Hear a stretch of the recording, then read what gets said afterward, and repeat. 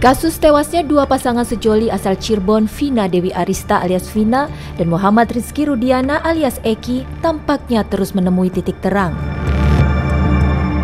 Setelah pengakuan Dede dan Liga Akbar yang mengaku membuat kesaksian palsu atas permintaan Aep dan Rudiana, kini muncul saksi baru yang cukup meyakinkan dan diduga mampu merubah keadaan. Dua orang saksi baru itu memberi pengakuan mengejutkan. Adi dan Ismail. Mereka mengaku melihat peristiwa kecelakaan yang diduga dialami Vina dan Eki di flyover Talun Cirebon, Jawa Barat pada 27 Agustus 2016 silam. Untuk mengetahui bagaimana cerita dari kesaksian tersebut, kami lalu menelusuri faktanya. Di sebuah tempat yang masih dirahasiakan, kepada kami dua saksi yakni Ismail dan Adi secara eksklusif belak-belakan tentang detik-detik peristiwa kecelakaan yang diduga Vina dan Eki. Saya dari bawahnya, Bu.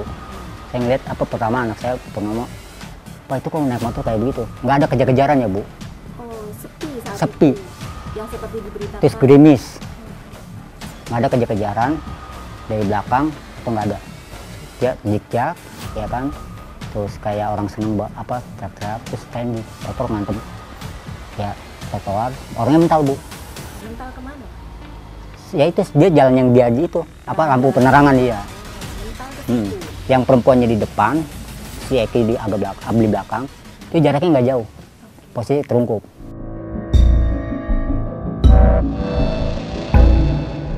Ismail, pria berusia 46 tahun yang mengaku warga asal Cirebon dan menetap di Bekasi, Jawa Barat ini juga menuturkan bagaimana kondisi pengendara sebelum kejadian.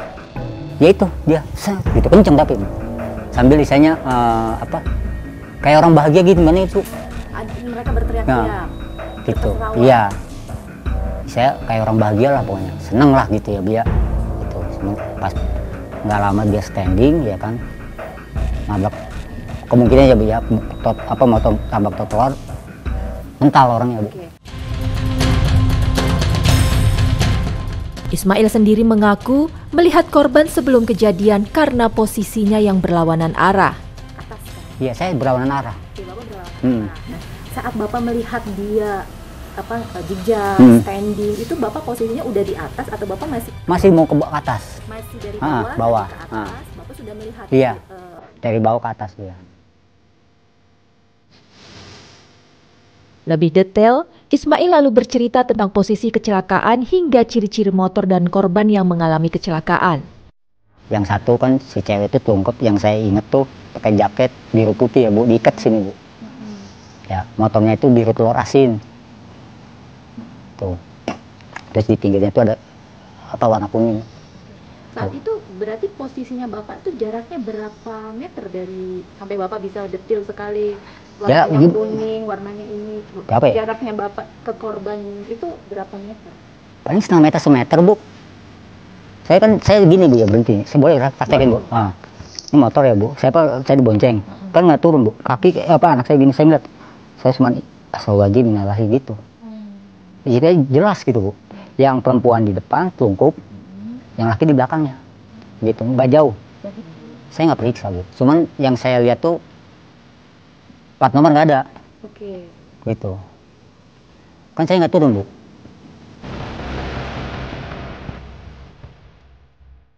Usai mengalami kecelakaan, Ismail lalu bercerita tentang upaya pertolongannya hingga akhirnya korban dievakuasi.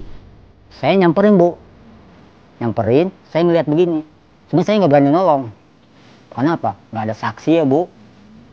Terus biasa saya ngeliat ya itu sekitar 2 menit lah. Terus saya jalan. Anak saya ngucap, "Pak, mau tolong jangan, Put. Kenapa? Nggak ada saksi, ntar kita disalahin."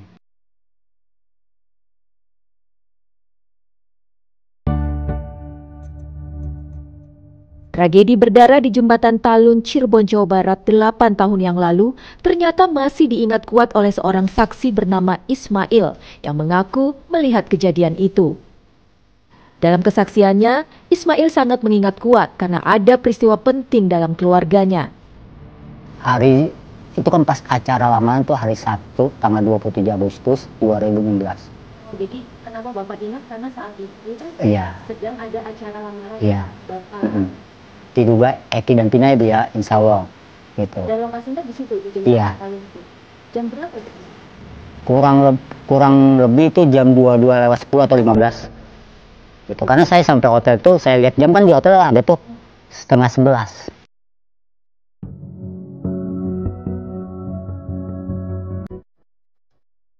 Ismail sendiri saat itu tidak tahu jika peristiwa ini akan menjadi heboh. Ismail mengaku dirinya baru tahu setelah melihat film Pina sebelum 7 hari di YouTube. Itu film Pina dan Eki. 7 hari Pina dan Eki ditutup. Itu film salah, nggak ada kejar-kejaran, Bu. Ya, yang saya ini alami, yang saya lihat Bu ya, nggak ditambahin, nggak dikurangin. Kayak di sini nggak ada, ya nggak ada kepentingan apa-apa gitu Bu. Yang mudah-mudahan yang satu udah bebas, nama baiknya dipulihkan. Kalau benar itu Eki dan Pina Bu. Terus yang 7 tuh dibebaskan gitu. Ya kalau saya sih cuma ngasih keterangan yang saya lihat Bu, yang saya alami waktu itu gitu. Berdasarkan hasil kesaksiannya itu, Ismail mengaku siap menjadi saksi fakta peristiwa dan siap untuk diperiksa. Kesaksian Ismail secara mengejutkan itu muncul ke publik setelah 8 tahun kasus Vina dan Eki berlalu. Ismail mengaku dirinya siap jika harus diperiksa polisi dan menjadi saksi dalam persidangan.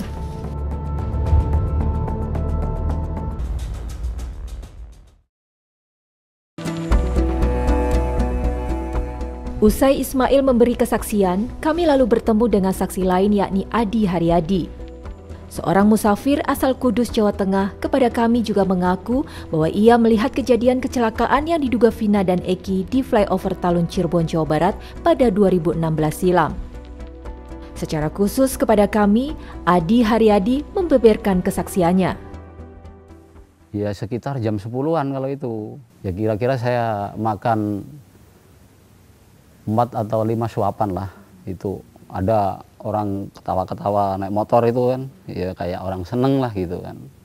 Tapi pas ngelewatin saya itu oleng, langsung ngesrek itu kira-kira dari saya antara 30-25 meteran lah. Kalau itu dia ngesrek itu kayaknya kelihatan dari saya tuh orangnya ngantem tiang, terus yang perempuan ngantem trotoar. Kesaksian Adi Haryadi tentang kondisi korban saat itu seakan mengingatkan kepada kesaksian sahabat Vina, Widi, dan Mega. Happy karena mau ketemu sama si Eki, soalnya kan itu putus ya Meg, dalam keadaan putus dia tuh. Jadi ketemu malam minggu itu dia kayak mau balikan gitu tuh.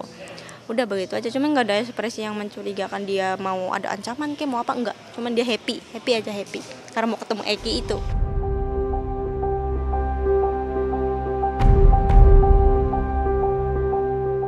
Terlepas dari kesaksian Widi dan Mega, Adi Haryadi, saksi yang saat itu tengah makan di sisi jalan, kembali melanjutkan ceritanya. Adi mengaku melihat detik-detik usai kecelakaan terjadi. Setelah jatuh itu, terus ada di belakangnya ada motor, kan? Dari arah dulu, dari atas dulu ada motor, tapi langsung jalan motor itu. Jangan-jangan motornya Pak Ismail ya? Kurang tahu saya, ada orang boncengan, Iya, nah gitu. katanya boncengan tuh. Tapi dia langsung jalan lagi, nggak berhenti. Nah, terus di sebelah sana, kalau yang itu tadi kan dari lawan arah, terus yang sebelah sana ada satu motor berhenti.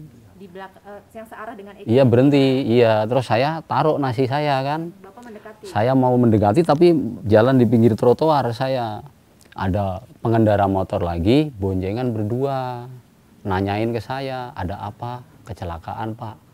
Terus motornya ditaruh di pinggir, nyebrang sama saya bertiga gitu. Nah, di situ saya berempat kan. Nah, ada lagi motor satu orang datang kan. Ada apa? Terus ada yang jawab di situ, bukan saya yang jawab, kecelakaan gitu. Terus saya ngomong, tolong Pak, kalau yang tahu polisi terdekat, lapor kan. Iya, terus kira-kira 20 menit atau kurang lah, tapi perkiraan saya ya sekitar itu polisi datang gitu.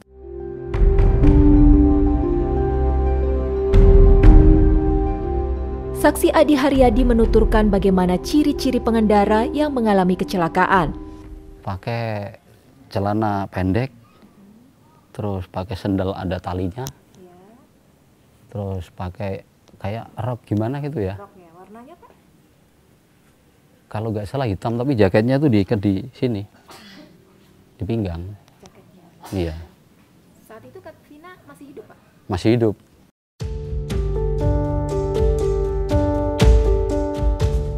Pengakuan Adi Haryadi tentang ciri-ciri korban yang diduga almarhum Vina saat kejadian rupanya mirip dengan ciri-ciri yang disebutkan sahabat Vina.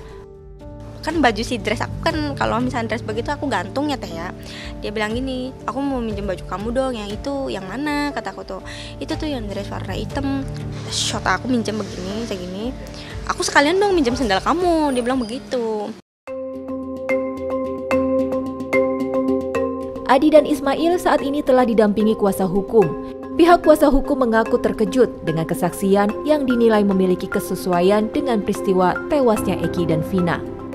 Jadi dari keterangan Bapak yang berdua ini, kami juga akan cari persesuaiannya dengan bukti-bukti yang ada.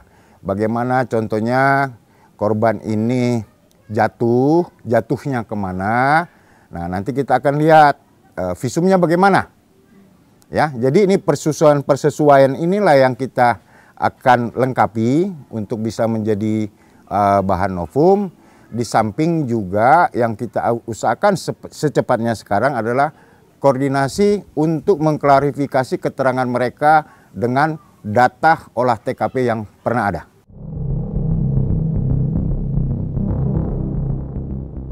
Rencananya, PK 7 terpidana akan diajukan pada pekan depan. Kesaksian baru Adi dan Ismail lalu mendapatkan reaksi dan tanda tanya.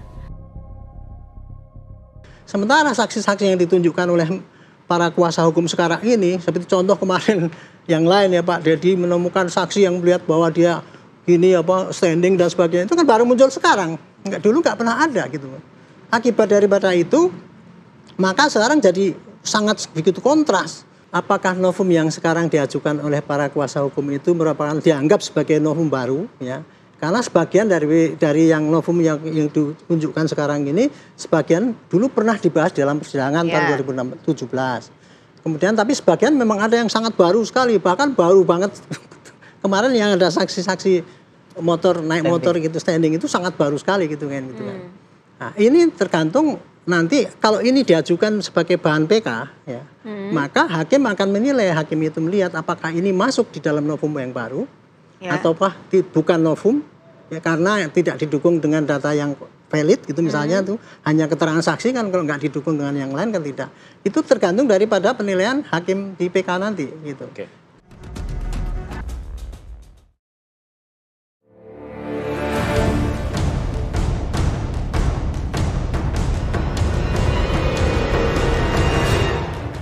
Kasus tewasnya pasangan sejoli Vina Dewi Arista alias Vina dan Muhammad Rizky Rudiana alias Eki hingga kini semakin menjadi. Pembuktian dugaan rekayasa dalam kasus Vina dan Eki bukan hanya terjadi dalam persidangan. Di luar persidangan, pembuktian bahwa kasus Vina dan Eki adalah kecelakaan dan bukan pembunuhan menjadi melebar kemana-mana.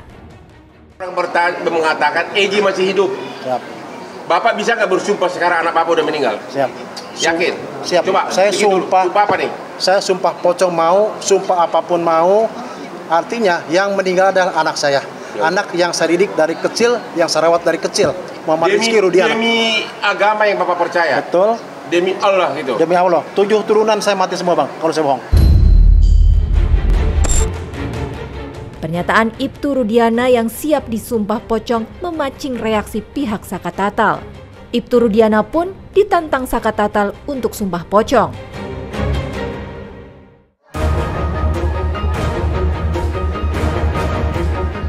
Tantangan Saka untuk melakukan sumpah pocong rupanya tidak main-main. Saka menggelar sumpah pocongnya meski tak dihadiri Ibtu Rudiana. Hari ini kami tunggu Rudiana tidak hadir. Tapi acara Sumpah Saka hari ini tetap kami laksanakan. Mohon buat Bumi Cirebon buat para orang tua sesepuh kiai-kiai Cirebon untuk merestui niat baik daripada Saka. Rudiana tidak hadir, tapi Saka tetap melaksanakan sumpahnya bahwa Saka bukan pelakunya.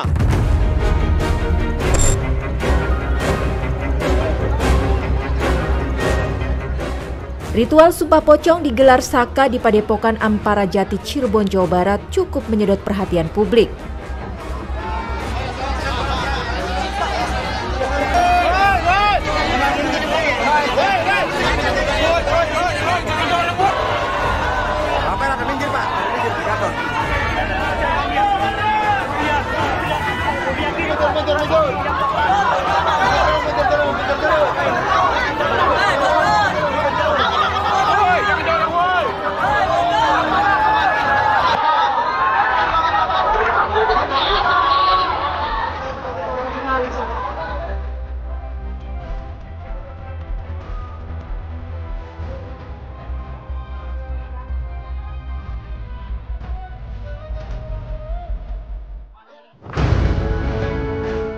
Sebelumnya, pihak kuasa hukum Saka Tatal, Titin Prilianti, menyatakan bahwa sumpah pocong ini dilakukan untuk mencari siapa yang telah berbohong. Jadi kalau Pak Rudiana tidak hadir pada sumpah pocong Saka Tatal, yang untuk mempertegas apakah terjadi penganiayaan, kalau dia akan mengatakan tidak ada penganiayaan. Saya hanya 15 menit, kemudian diserahkan ke reskrim. Nah, apakah betul seperti itu? Apakah betul ini bukan rekayasa? Akan terungkap di sumpah pocong. Sementara itu, pihak Pondok Padepokan yang telah ditunjuk Saka Tatal dan telah sanggup untuk melakukan sumpah pocong menyatakan bahwa sumpah pocong ini bukan untuk main-main karena dampaknya yang luar biasa. Ini sumpah pocong tidak bisa untuk main-main. Sumpah pocong tidak bisa untuk main-main. Karena efeknya yang sangat luar biasa. Terakhirnya apabila saya berdusta, saya berbohong dengan sumpah pocong ini, maka saya dan 7 keturunan saya siap menerima laknat dari Allah Subhanahu wa Ta'ala dengan azab yang teramat pedih sesegera mungkin, baik azab di dunia maupun di akhirat. Dalam aturan hukum, sumpah pocong tidak dikenal sebagaimana umumnya, sebab sumpah pocong merupakan produk budaya yang diyakini oleh kelompok tertentu. Pocong ini adalah kreativitas dari kebudayaan lokal dengan cara orang dibungkus kain kafan, ada keranjungan dikalungin kain kafan, masing-masing daerah berbeda-beda.